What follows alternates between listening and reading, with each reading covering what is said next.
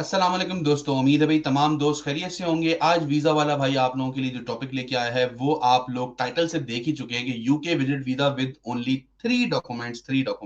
तो भाई ये कोई क्लिक बेट नहीं है बल्कि ये सच है। आप सिर्फ और सिर्फ 3 डॉक्यूमेंट्स के साथ यूके का वीजा अप्लाई कर सकते हैं, आसानी से अप्लाई कर सकते हैं, लेकिन टर्म्स एंड कंडीशंस अटैच। शुरू में ही बता रहा हूं आपको, वीडियो को एंड तक लाजमी देखना है आपने, अदरवाइज आप पूरी तरह से मेरी बात समझ नहीं पाएंगे। वीडियो के अंदर आप लोगों को ना सिर्फ नॉलेज गेन होगी बल्कि आप लोग जो है वो वीजा खुद से अप्लाई भी कर सकते हैं। दोस्तों, वीडियो का आगाज करने से पहले आप लोगों से एक मैं जरूर रिक्वेस्ट करूंगा दोस्तों, वीडियो को देखते जरूर हैं आप लोग, लेकिन सब्सक्राइब नहीं करते चैनल को। सब्सक्राइब के बटन को दबा दे। आप खुद देख सकते हैं कि आपका भाई डॉक्यूमेंट्स बनाता है, स्क्रीन शेयर करता है, आप लोगों को बेस्ट से बेस्ट नॉलेज शेयर करता है, तो इतना तो डिजर्व करता है आपका भाई कि आप जो है ना उसको सब्सक्राइब कर दें। आइए दोस्तों, स्क्रीन शेयर करता हूं अपनी और आप लोगों को लेके चलता हूं डॉक्यूमेंट के ऊपर, जहां मैं आपको एक्सप्लेन करूंगा कि कौन कौन से वो 3 डॉक्यूमेंट्स हैं, किस तरह से आप वो डॉक्यूमेंट्स को अटैच कर सकते हैं। ठीक है दोस्तों, आइए स्क्रीन शेयर करने लगा हूं आपके साथ अपनी, और अब आप लोग देख सकते हैं स्क्रीन के ऊपर कौन कौन से वो डॉक्यूमेंट्स हैं। ठीक है जी, आप लोगों के सामने स्क्रीन आ गई है। बहुत ही आसान डॉक्यूमेंट्स है। सबसे पहला डॉक्यूमेंट कौन सा है भाई? Valid passport. अब वैलिड पासपोर्ट तो ये ऐसा डॉक्यूमेंट है दोस्तों, ये तो सबके पास ही होता है। मतलब अगर तो कोई ये बोले कि मेरे पास पासपोर्ट नहीं है, तो फिर तो मैं उसे बोलूंगा कि भाई जाके पहले तो पासपोर्ट बनवाओ, बाकी बातें सारी बाद में होंगी। सबसे पहले तो आप जाके पासपोर्ट बनवा लो। पासपोर्ट बनवाना है आपने, अपना पासपोर्ट होना चाहिए, उसके अंदर कम से कम एक पेज होना चाहिए आपका फ्री ब्लैंक। दूसरा, मैं यहाँ पे एक और बात बता रहा हूँ दोस्तों कि अगर आपका पासपोर्ट आपको लग रहा है कि एक्सपायर होने वाला है, 1 साल में, 2 साल में, बहुत जल्दी एक्सपायर होने वाला है, तो आप उसको सबसे पहले रिन्यू करवा लें। और कम से कम जो आप रिन्यू करवाएंगे अपने पासपोर्ट को, वो आप 10 साल का रिन्यू करवाएंगे। 5 साल में मत जाइएगा, 10 साल का रिन्यू करवाइएगा, ताकि एक ही दफा पासपोर्ट रिन्यू करवा के 10 साल तक की छुट्टी हो जाए और आप सुकून से ट्रेवल कर रहे हो। ठीक है जी।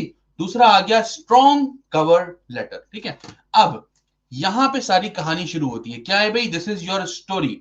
It will tell you why you are going, what you will do and how long you will stay। सबसे पहले क्या हो गया? why you are going, क्यों आप जाना चाह रहे हैं। we call it the purpose of your visit। अब जो purpose of visit है ना, वो बड़ा ही क्लियर होना चाहिए। कहने को तो कवर लेटर जो है ना वो एक पीस ऑफ डॉक्यूमेंट है आपका, लेकिन यकीन मानिए कवर लेटर ही के ऊपर आपकी सारी की सारी डिसीजन मेकिंग होती है वीजा की। आपने वीजा ऑफिसर को साफ साफ क्लियरली कन्विंस करने की कोशिश करनी है कि भाई मैं जो हूं, मेरा पर्पस बिल्कुल ही क्लियर है। मैं अगर टूरिज्म बोल रहा हूं तो मेरे पास इनफ नॉलेज है आपकी कंट्री की।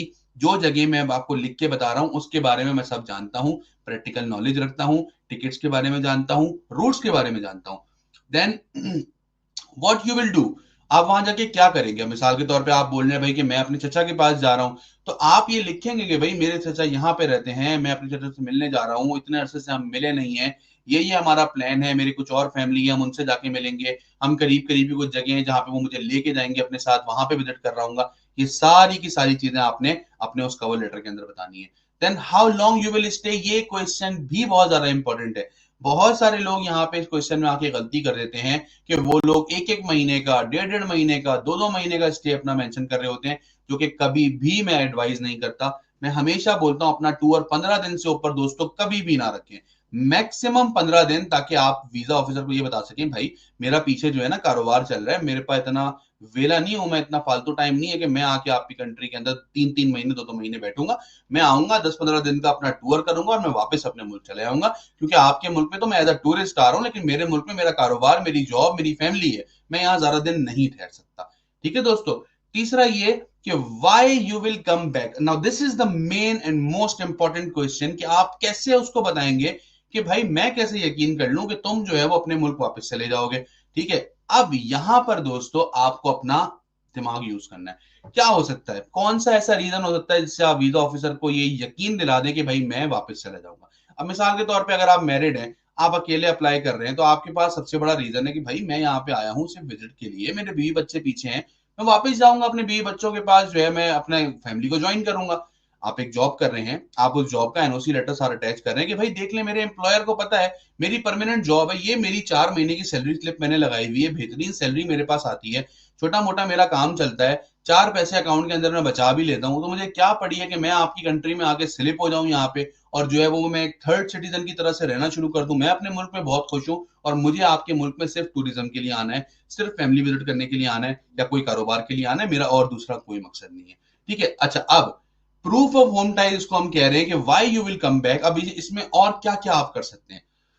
सबसे पहले जैसा मैंने बताया जॉब लेटर। अब एनओसी लेटर के अंदर आप अपने एम्प्लॉयर से बोल भी सकते हैं कि भाई मेरी थोड़ी सी क्रेडिबिलिटी भी लिख दो इसके अंदर कि भाई मैं जो हूं ना वो सादिक और अमीन हूं, मैं सही काम करता हूं, मेरे ऊपर ट्रस्ट किया जाता है, मैं झूठ नहीं बोलता। ये कुछ चीजें ऐसी हैं जिससे आपकी क्रेडिबिलिटी बिल्ड होती है अगर आपका एम्प्लॉयर लिख रहा है। दूसरा, अगर आप बिजनेस कर रहे हैं तो बिजनेस जो है वो एक बड़ा स्ट्रॉन्ग होम टाई होता है कि भाई ये बंदा जो है ना ये क्यों स्लिप करेगा, यहाँ पे इसका जो है कारोबार है, कारोबार को छोड़ के क्यों चला जाएगा ये वहां पे दूसरी कंट्री में स्लिप होने के लिए। तो उसके लिए बिजनेस रजिस्ट्रेशन। फैमिली टाइज ने मैंने आपको वैसे ही बताया कि आपके पेरेंट्स हैं, आपके बच्चे हैं, आपकी वाइफ हैं, ये सारे आपके जो है ना वो स्ट्रॉन्ग टाइज के अंदर आ रहे होंगे। सबसे इंपॉर्टेंट ये कि इवन रिटर्न टिकट और travel plan can help you. अगर आप एक रिटर्न टिकट भी सारा अटैच कर रहे हैं ना और आप उसको डंके की चोट पे अटैच कर रहे हैं कि भाई मैंने रिटर्न टिकट खरीदा है, मैं क्यों वापस नहीं आऊंगा, अगर मुझे वापस नहीं आना होता तो मैं रिटर्न टिकट खरीदता ही क्यों, मैंने खरीदा ही इसीलिए रिटर्न टिकट ताकि मैं वापस आ सकूं अपनी कंट्री के अंदर। ठीक है, तो ये तो हो गए डॉक्यूमेंट। अब आप बोलोगे यार क्या बैंक की स्टेटमेंट नहीं लगेगी साथ या एफबीआर के रिटर्न नहीं लगेंगे साथ। इस सिनेरियो के अंदर नहीं लगेंगे और कैसे नहीं लगेंगे आइए आपको बताता हूं। चलते हैं दूसरे पेज पे।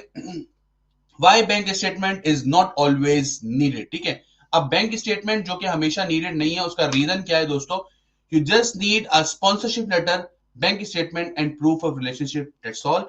आपको एक अपना ऐसा रिलेटिव चाहिए, ऐसा बिजनेस चाहिए, ऐसा बंदा चाहिए यूके के अंदर जो ये कह सके कि भाई मैं इनको स्पॉन्सर कर रहा हूं, मैं इनका खर्चा उठाऊंगा, ये आके मेरे पास रुकेंगे या मैं इनको किसी होटल के अंदर ठहराऊंगा और मैं अपनी सारी की सारी स्टेटमेंट साथ लगा रहा हूं। अब जब ये वाला सिनेरियो हो जाता है ना दोस्तों, तो आपके सारे डॉक्यूमेंट हो गए बाईपास और जो मेन आपको स्पॉन्सर कर रहा है उसके डॉक्यूमेंट्स हो गए इन। उसके पासपोर्ट, अगर वो अपने घर पे ठहरा रहा है उसके घर के डॉक्यूमेंट, उसकी बैंक स्टेटमेंट, सारी की सारी चीजें आप साथ अटैच कर रहे होंगे। अब यहां पे एक और चीज, don't fake anything. If UKVI catches you, you are banned for 10 years. हमेशा बोलता हूं फेक डॉक्यूमेंट का इस्तेमाल ना करें, डॉक्यूमेंट हमेशा ओरिजिनल रखें, क्योंकि अगर यूकेवीआई को पता चल जाता है ना कि आपने जो है ना वो जाली डॉक्यूमेंट का इस्तेमाल किया, आपने जरा सी भी हैंकी पैंकी की है, वो सीधा सीधा 10 साल का बैन लगाते हैं। 10 साल तो अब आप ट्रेवल कर ही नहीं सकते यूके। 10 साल के बाद जब आपका बैन हटेगा तो उस वक्त भी कोई गारंटी नहीं है कि आपको जो है वो अपनी कंट्री के अंदर ट्रेवल करना अलाउ करते हैं या नहीं करते, क्या पता दोबारा आपका वीजा रिजेक्ट कर दें। तो दोस्तों ये कुछ 3 डॉक्यूमेंट ऐसे थे कि जिसकी बुनियाद के ऊपर आप सुकून से अपना वीजा अप्लाई कर सकते हैं। अगर कोई भी कंफ्यूजन है आपको, रोजाना आपका भाई फ्री विजिट वीजा कंसल्टेंसी दे रहा होता है। नीचे स्क्रीन के ऊपर नंबर आ रहे हैं, सामने मेरे नाम के नीचे नंबर लिखे हुए हैं, आप मेरी टीम को कांटेक्ट करें और मेरी टीम आपका मेरे साथ 1-to-1 सेशन बुक कर देगी। यहां एक बात और बता दूं, सेशन के अंदर मैं आपको बेसिक गाइडलाइन दूंगा, लेकिन बहुत सारे लोगों को यह लगता है कि मैं उनको सेशन के अंदर उनका फॉर्म फिल करके दूंगा पूरा। तो दोस्तों ऐसा नहीं होता हरगिज। अगर आपको इतनी ज्यादा सर्विसेज चाहिए तो आप हमसे वीजा बुक कर सकते हैं। मैं आपका फ्री के अंदर फॉर्म नहीं फिल करके दे सकता, हाँ मैं आपको फ्री के अंदर ये बताता हूं कि क्या वीजा अप्लाई करना भी चाहिए या नहीं करना चाहिए। बहुत सारे लोग मैसेजेस के अंदर मुझे पूरे पूरे फॉर्म के स्क्रीनशॉट डाल डाल के दे रहे हैं कि मुझे बताएं यहाँ पे क्या डालूं, यहाँ पे क्या डालूं, इनकम में कितना लिखूं। तो भाई मैं कैसे बता सकता हूं आपकी इनकम के अंदर आप क्या लिखें, आपके एक्सपेंस के अंदर आप क्या लिखें। मैं आपका केस डील नहीं कर रहा हूं। जब मैं आपका केस डील कर रहा हूँ तो मैं आपके सारे डॉक्यूमेंट पढ़ूंगा, आपकी इनकम स्टेटमेंट देखूंगा, आपके टैक्स रिटर्न्स देखूंगा, उसके हिसाब से मैं आपको बताऊंगा क्या चीज चलेगा। मैं हवा में देख के नहीं बता सकता, तो इस चीज को आप लोग जरूर अंडरस्टैंड करें।